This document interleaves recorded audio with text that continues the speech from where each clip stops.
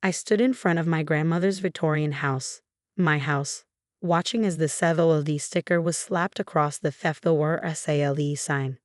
My father's Mercedes pulled into the driveway and he stepped out with that self-satisfied smile I'd grown to hate. "It's done, Sarah. The money will be in your brother's account by tomorrow morning." He adjusted his expensive tie, not even looking at me. "David's marriage will be saved, and you can stop being so dramatic about this whole situation."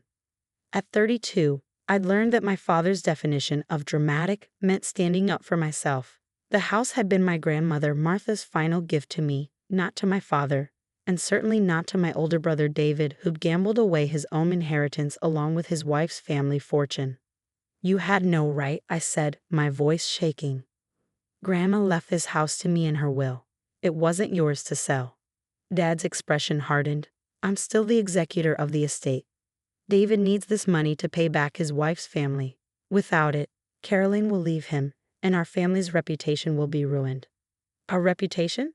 I laughed bitterly. "You mean your country club membership and business connections?" "Sarah G. Morrison."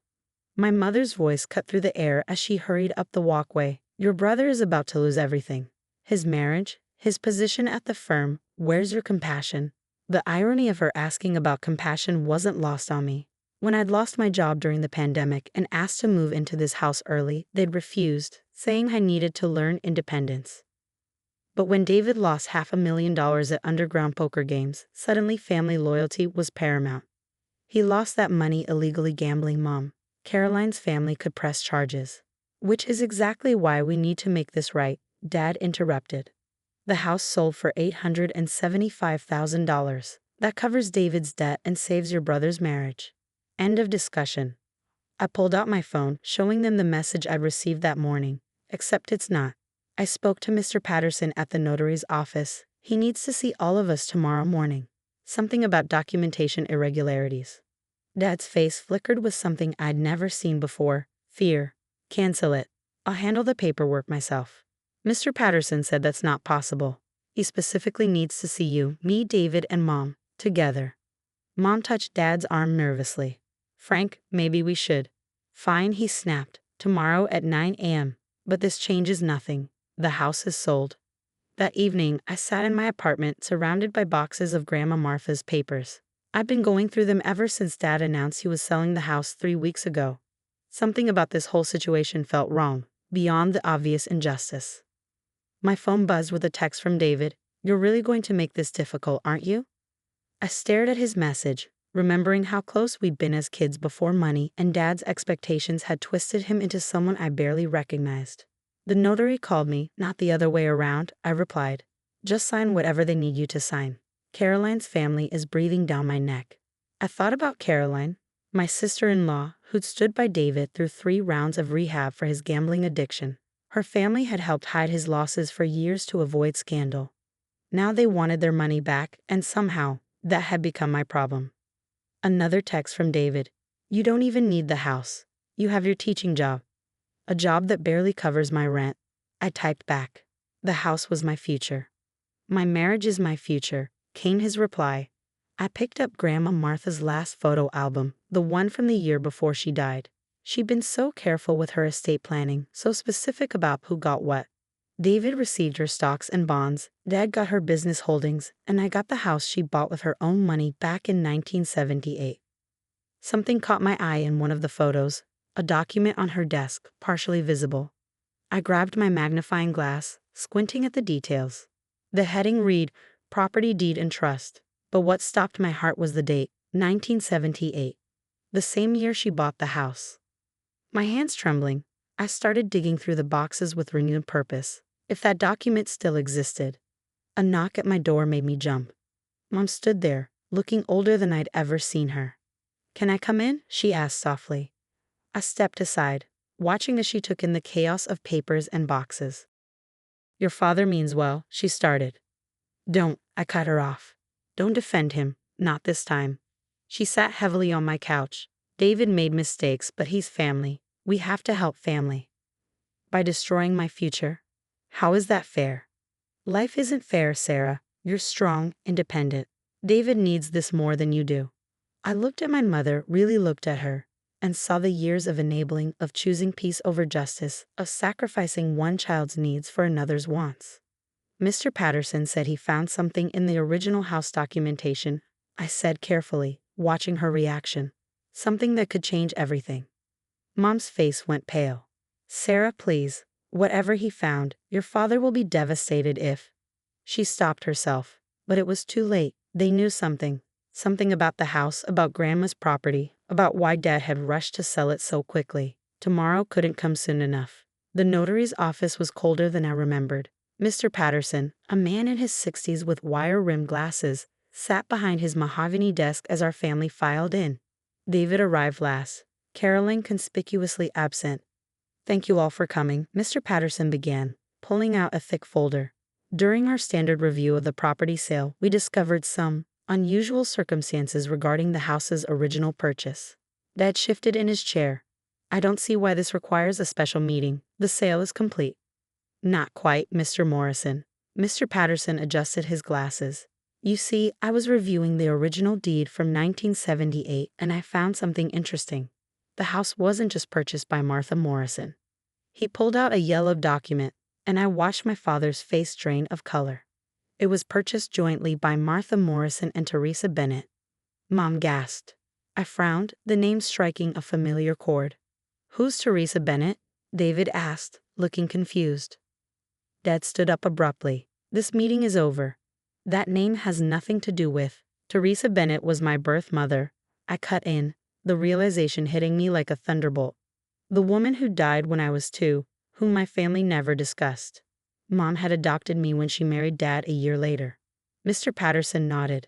According to these documents, Martha Morrison and Teresa Bennett jointly purchased this property with the explicit provision that it would pass to Teresa's child, you, Sarah, upon Martha's death.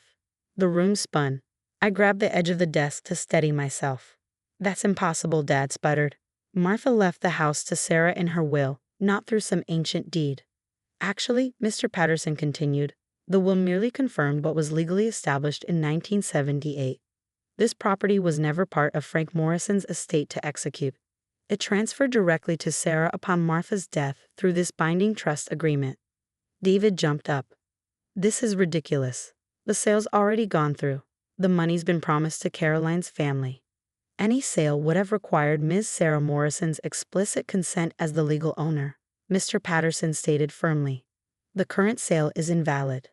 I looked at my father, pieces falling into place. You knew. That's why you rushed the sale through. You knew if anyone looked too closely. Mom started crying softly. Frank, we should have told her. Told me what? I demanded. Dad collapsed back into his chair, suddenly looking every bit his 60 years. Your grandmother and your birth mother were best friends. They bought the house together when Teresa got pregnant with you. They had this dream of creating a safe place for you, no matter what. When Teresa died, Mom continued gently, Martha made us promise to never sell the house, to make sure it stayed yours. It was Teresa's only real asset, her gift to you. The weight of this betrayal crushed my chest. Not just the recent attempt to sell the house, but the decades of silence about my birth mother, about her friendship with Grandma, about this legacy they created for me. So you tried to steal my inheritance twice, I said to my father. Once from my birth mother and now from grandmother. I was protecting this family. Dad exploded. David needs this money, your brother is a grown man who gambled away his own inheritance. I finished. That's not my responsibility. David stood up, his face red. You can't just let my marriage fall apart. Caroline's family will press charges. Perhaps, Mr. Patterson interjected, you should have considered that before gambling with their money. I turned to the notary. What happens now? The sale is void. The house remains yours, Ms. Morrison. Additionally, he pulled out another document. There's the matter of the trust account. What trust account? Dad asked sharply. Mr. Patterson smiled slightly. The one established by Martha Morrison and Teresa Bennett in 1978, tied to the property. It seems your grandmother continued contributing to it until her death. He slid a bank statement across the desk. The number made my eyes widen. That's enough to cover David's debt, Mom whispered. No, I said firmly, standing up. That's my birth mother's legacy, and Grandma's love. I'm not using it to enable more gambling. David stormed out, slamming the door. Dad followed, his authority finally shattered. Mom lingered, tears in her eyes. Your birth mother would be proud of you, she said softly. She was always strong too. That's what scared your father. He could never control her, and he can't control you either. I watched them leave, then turned back to Mr. Patterson. Thank you for finding the truth. He smiled, handing me the original deed. Your grandmother brought these documents to me for safekeeping months before she died. She said someday they'd be needed. She also left you this. He handed me an envelope, Grandma's elegant handwriting on the front, for Sarah when the truth comes out. The envelope trembled in my hands as I sat on the porch of my house. Truly my house now. The setting sun cast long shadows across the Victorian architecture that my birth mother and grandmother had chosen together. Taking a deep breath, I opened Grandma Martha's letter. My dearest Sarah, if you're reading this, then the truth about the house has finally come to light. Your mother Teresa and I bought this house during her 7th month of pregnancy. We'd sit on this very porch, drinking lemonade, while she talked about all her dreams for you. Teresa knew her heart condition meant she might not see you grow up. That's why we created this sanctuary, a piece of both of us that would always be yours. The trust fund was her idea too. My daughter will never be at anyone's mercy, she'd say. What you don't know is that your father tried to sell this house right after Teresa died. That's when I added the legal protections. I love your father, but I recognize in him what Teresa always saw, a man who confuses control with love. In the attic, behind the false wall in the north corner, you'll find a box. Teresa left it for you. It's time you knew all of your story. Love, Grandma Martha. My phone buzzed repeatedly. Texts from David, missed calls from Dad, a voicemail from Mom. I ignored them all as I climbed to the attic, my flashlight beam dancing across dusty furniture. The false wall panel came loose easily, revealing a metal box. Inside, I found photographs I'd never seen before. My birth mother, young and radiant, her hand on her pregnant belly. Her and Grandma Martha working in the garden. A document caught my eye. A letter dated 2 days before her death. My precious daughter, I'm writing this from the hospital, knowing my heart might not hold out much longer. But you should know you were born from the strongest love a mother could have. Your father, Frank, is a good man in many ways, but he believes love means keeping people dependent. Don't let anyone make you dependent, my sweet girl. Martha promises to watch over you, to make sure you become your own woman. The house and trust fund aren't just about money. They're about choice. Your choice. Always remember, you come from 2 women who chose their own paths. All my love, Mom Teresa. Tears blurred my vision as my phone rang again. This time it was Caroline, my sister-in-law. Sarah?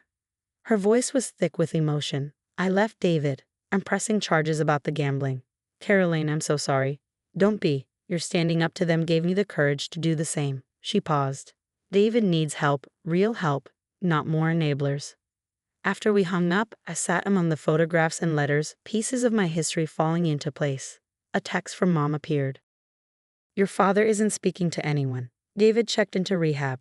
Can we talk? I invited her over the next morning. She stood awkwardly in the entrance, taking in the house with new eyes. I should have told you about Teresa years ago, she said. I was so afraid you'd love her memory more than me. Mom, you've been my mother in all the ways that matter, but I deserve to know my whole story. She nodded, tears falling. Martha tried to tell me, about Frank's controlling nature. I thought I was protecting our family by keeping the peace, but I was just teaching you and David to accept manipulation as love. We spent the morning going through Teresa's box. Mom shared stories she'd kept buried for 30 years, painting a picture of my birth mother's vibrant, independent spirit. A week later, David called from rehab. I get it now, he said quietly, why the house was so important. It wasn't about the money. No, I agreed. It was about standing up for ourselves. I've been thinking about Teresa and Grandma Martha, he continued, how they planned so carefully to protect you. While Dad just taught me to run from consequences. Over the next few months, our family slowly rebuilt itself. Dad remained distant, his power structure finally broken. Mom started therapy, unpacking decades of enabling behavior. David focused on his recovery, finally facing his addiction without financial bailouts. I renovated the house, honoring its original character while making it my own. Each repair felt like a conversation with Teresa and Grandma Martha, a continuation of their legacy of independence and strength. One evening, sitting on the porch with a glass of lemonade like they used to do, I found myself smiling. My father had tried to solve everything with money, never understanding that real inheritance isn't about property or trust funds. It's about the strength to stand up for yourself, the wisdom to recognize true love from control, and the courage to protect what matters. The house stands as a testament to 3 generations of women who chose their own paths. And now, finally, I understand why they fought so hard to preserve it, not as walls and windows, but as a symbol of unshakable independence.